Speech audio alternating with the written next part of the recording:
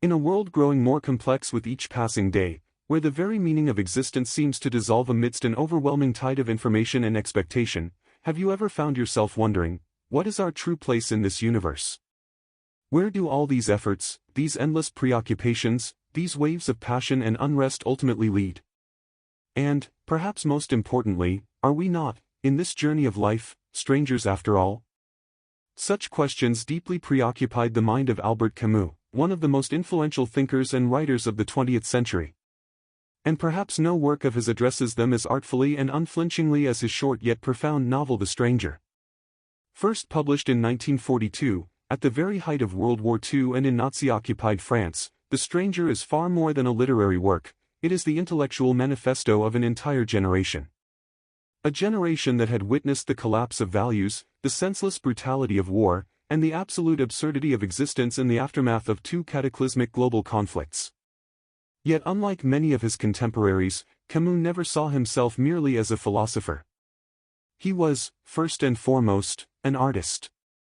He wrote The Stranger not to deliver a rigid philosophical treatise, but to live out an idea, the idea of the absurd, the idea of estrangement. Our narrator and central figure is Mesault, a young man whose life seems to move along a straight, uneventful line. He works as a clerk, has a girlfriend, and appears to go through the ordinary motions of life. Yet from the novel's opening sentence, "Mother died today. Or maybe yesterday, I don't know."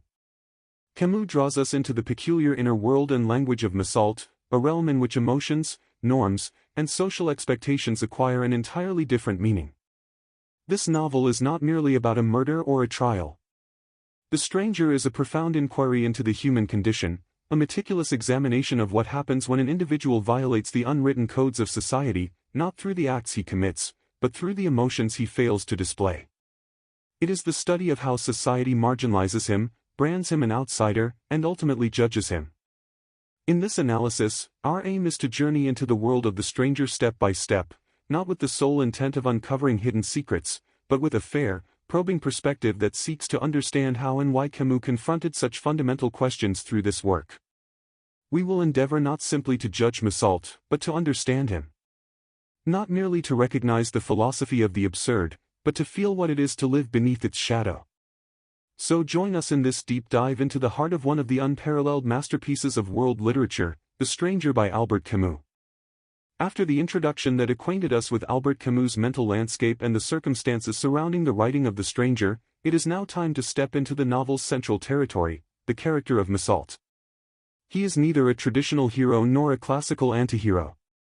Mesault is an enigma, one that simultaneously attracts and repels us, a figure that resists easy categorization. And perhaps it is precisely this resistance to classification that holds the key to understanding his strangeness. From the very first lines, Mesault presents himself as a man in defiance of conventional emotional codes. "Mother died today. Or maybe yesterday, I don't know." This sentence, one of the most famous openings in literary history, is not a mere passing indifference, it is a signpost pointing toward a deeper worldview. At his mother's funeral, Mesault does not cry, refuses to look at her body, and, upon returning, promptly resumes his ordinary life, beginning a romantic relationship with Marie, a former co-worker. How does society perceive this behavior? Inhuman. Callous. Indifferent. But is Mesault truly indifferent? Or does he simply respond to the world and its events in a manner fundamentally different from ours? This so-called indifference is, in fact, a form of radical honesty. He refuses to pretend. He is not sad, or at least not in the customary way, and so he does not feign grief. He rejects social rituals because he finds them meaningless. Unlike most of us, Mesault wears no mask, he stands before the world in the nakedness of his true self. And it is precisely this unmasked existence, this refusal to perform socially prescribed roles, that makes him an outsider in society's eyes. A closer examination of Mesault's relationships makes his alienation even more apparent. His connection with Marie is based solely on physical and momentary needs. There is neither deep love nor long-term commitment. When Marie asks whether he loves her or wants to marry her, his response is startling: "It doesn't matter," or, "If you want to, I'm willing." Such answers reveal his disengagement from the meaning-making frameworks society imposes on relationships. He seeks no profound purpose, he lives in the moment, accepting things as they are. Then there is his relationship with Raymond, a violent and suspicious neighbor.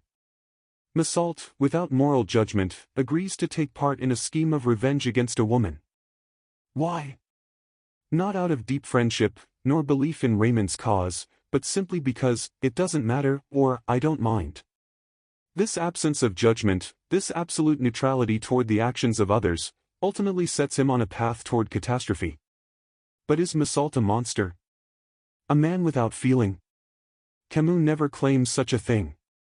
In fact, through Mesault, Camus critiques a society that is less interested in the crime itself than in the why behind it. Society seeks motives, seeking to fit actions into moral frameworks it can comprehend. Yet Mesault lacks such conventional motives. He commits murder, not out of vengeance, ambition, or madness, but under the pressure of a blazing sun, unbearable heat, and a chain of accidents. This is precisely what society cannot digest. In court, Mesault is condemned not so much for killing a man as for not crying at his mother's funeral and for beginning a romance with Marie immediately afterward. He is not executed for the act he committed, but for failing to play by society's rules, for his estrangement from social norms. His true crime is that his heart, in the eyes of others, is in the wrong place. In the end, in his death cell, Mesault experiences moments of awakening and acceptance. He rages, shouts, and then arrives at a profound calm, a peace born of embracing the tender indifference of the world. He finally accepts that the world has no preordained meaning, and that it is up to each individual to create meaning for themselves. This is the moment of Mesault's transformation, from a passive outsider into a conscious absurdist, someone who attains a radical freedom through the acceptance of life's ultimate meaninglessness. In the final pages, Mesault wishes for a large crowd to greet him at his execution with cries of hatred. Why? Perhaps because this would be the only way he could feel that, even in the face of death, his existence has meant something to others, even if that meaning is entirely negative. This is both the tragedy and the triumph of Mesault. But to what extent, in today's world, can we truly empathize with Mesault? Do we not, at times, feel a sense of estrangement in the face of societal expectations and conventions? Do we not, too, wear masks in order to be accepted by society? These are the questions Camus poses to us through the figure of Mesault. After our journey into the depths of Mesault's soul, where we uncovered his estrangement from the conventional norms of society, it is now time to take a broader look at the underlying ideas and fundamental concepts that Albert Camus has woven into The Stranger. This work is not merely the account of a man's life, it is a profound exploration of the human condition and our confrontation with the absurdity of existence. Perhaps the most prominent and central theme of the novel is the absurd. Camus himself was one of the principal theorists of the absurd, and he regarded The Stranger as an artistic manifesto of this philosophy. In Camus' view, the absurd arises from the collision between two forces, humanity's innate longing to find meaning and order in the universe, and the silent, indifferent, and purposeless nature of that universe in response to this longing. The world offers no preordained answers to our questions, neither from God, nor from nature, nor from society. This tension, this rift, is what Camus calls the absurd. Mesault stands as the embodiment of the absurd man. He not only accepts life's lack of inherent meaning but lives fully within it. He does not seek to invent a rationale for his actions, to construct justifications for his emotions, or to impose an artificial order upon the world. It is precisely this acceptance that makes him a stranger in the eyes of society, yet, in Camus' vision, elevates him to the stature of an absurd hero. One of the most powerful symbols in The Stranger is the sun. In Camus' narrative, the sun is not a symbol of warmth and life, but of oppression, violence, and an inescapable force that drives Mesault toward action.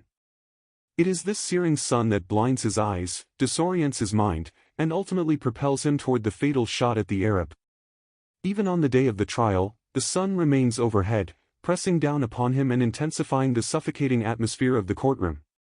Here, the sun can be read as a symbol of nature's indifference to human fate, a force both powerful and merciless, radiating without judgment or emotion, playing its part in the unfolding of the absurd. The sea is yet another significant symbol. For Misault, it is a place of tranquility, a space to swim, to drift, and to savor the fleeting moment. In the water, he feels a sense of liberation, as though embraced by an infinite nature in which his alienation momentarily dissolves. Unlike society, the sea does not judge him. And yet, this very sea ultimately becomes a conduit, the link that draws him closer to Raymond and the unfolding events that lead to the murder. The sea embodies that side of Misault which seeks to live purely in the present, indulging in sensory pleasures without entanglement in deeper, abstract meanings. Another recurring theme is the indifference of the world, the notion that nothing, in essence, makes a difference. Time and again, Misault responds to life's situations with the phrase, "It's all the same to me, CMS Eagle." This is not merely personal detachment, it mirrors the world's indifference toward him and his actions. The world is neither good nor evil, it simply exists. And the human being, confronted with such an unfeeling existence, is left with no choice but to find a way to live within it. In the novel, time manifests in an unconventional form. Misault is indifferent to time, he dwells neither in the past nor in concerns for the future. He is confined entirely to the present. This detachment from time and its passing separates him from the ordinary cadence of life, heightening his sense of alienation. Ultimately, through The Stranger and its symbolism, Camus reveals that in the face of life's inherent absurdity, there are only two paths, either fleeing toward meaning-constructing illusions, such as religion or rigid ideologies, or embracing the absurd with heroic acceptance. Misault chooses the latter. By acknowledging that the universe holds no intrinsic meaning, he attains a form of freedom, the liberty to create his own meaning, however fleeting and impermanent.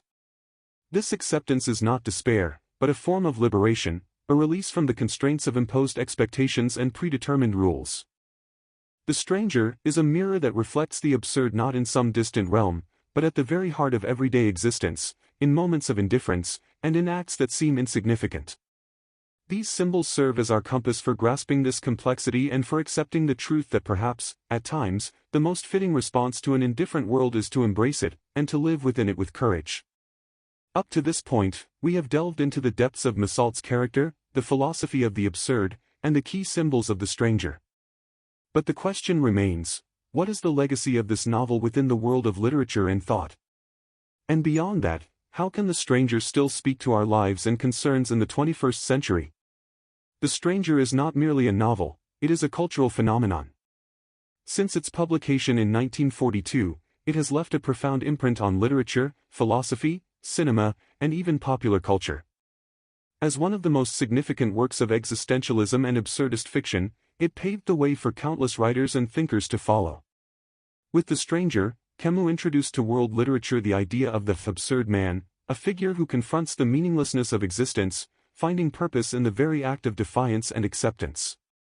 Many later works, across genres ranging from philosophical fiction and detective literature to even the theater of the absurd, trace their lineage directly to the approach and style Camus crystallized in this novel. But what is the connection between The Stranger and our world today? At first glance, Misault's life may seem far removed from the tangled complexities of our noisy, modern existence, an existence saturated with information, virtual interactions, and an endless web of social expectations. And yet, if we look closer, we find that Misault's sense of estrangement echoes, in countless subtle ways, through the rhythms of our own lives. Do we not, at times, feel a strange indifference in the face of the overwhelming torrent of news, data, and daily events?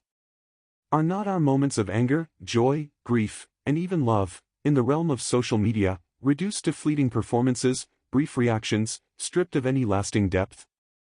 We inhabit a world where we are more connected than ever before. But is it not also a world in which loneliness, isolation, and ultimately, alienation, seem to be quietly on the rise? The Stranger also invites us to reflect on the notions of justice and individual responsibility. In a world where news and information spread at lightning speed, are we, like the jury in Misault's trial, sometimes too quick to judge, relying on appearances, labels, and preconceived notions, without truly confronting the intricate depths of the human condition? Do we at times focus merely on outward behaviors and surface reactions, rather than addressing the deeper roots of the issues? In the courtroom, Misault becomes the emblem of a man condemned for being different, for refusing to conform to society's unwritten codes. In today's world, Where differences are still, at times, swiftly cast aside, does Camus' voice of the outsider not continue to echo across our collective conscience? On the other hand, The Stranger offers us a profound lesson in acceptance and freedom. In a world endlessly chasing meaning and purpose, constantly seeking absolute answers to our suffering and struggles, Massalt's message suggests that perhaps true liberation lies in embracing the inherent meaninglessness of existence.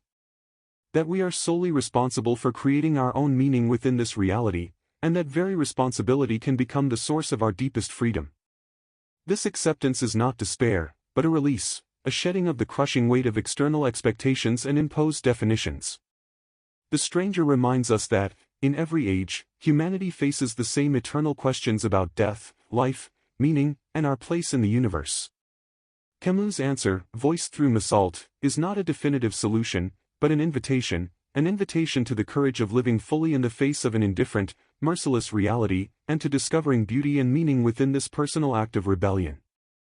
The Stranger is a novel that, the deeper we delve into it, the more layers of meaning and resonance with our present time we uncover. This work is not merely a literary masterpiece, it is a mirror that enables us to better understand ourselves and the society in which we live. We have journeyed through a rich and profound exploration of The Stranger by Albert Camus, a novel written more than 80 years ago, yet still penetrating, with undiminished force and immediacy, into the very heart of modern humanity's existential concerns. From the moment Massalt stepped onto the stage with his iconic line, "Mother died today. Or maybe yesterday, I don't know." We were drawn into a universe of chilling indifference, yet laced with a radical honesty. We discovered that Massalt is neither hero nor anti-hero, but rather a mirror reflecting the relentless absurdity of the world. We learned how the sun and the sea, far from serving as familiar literary motifs, transcend their usual symbolism to become instruments of expressing nature's indifference, and even the imposition of a harsh self-awareness. We approached Camus' vision of the absurd, that profound chasm between humanity's yearning for meaning and the silent indifference of the universe. And ultimately, we explored how this novel, with its piercing messages on alienation, judgment, personal responsibility, and individual freedom, continues to speak with unbroken relevance to our lives in the modern age of hyperconnectivity and information. The Stranger reminds us that, at times, to truly seek meaning, we must first have the courage to accept meaninglessness, and that within this acceptance, perhaps, lies the greatest freedom of all. This in-depth analysis of The Stranger is merely the beginning of the journey we have set out on in this channel. Our mission is to deliver a fair and integrative critique of the world's literary masterpieces, analyses that not only delve into the structural depths and historical contexts of the novels, but also connect them to the lived human experience and the concerns of our modern age. We believe that literature, beyond mere entertainment, is a powerful instrument for understanding the world, ourselves, and one another. In our upcoming videos, we will turn to other giants of world literature, from the intricate moral labyrinth of Dostoevsky's Crime and Punishment to the philosophical depths of Kafka and the magical realism of Márquez. Always with the very same approach.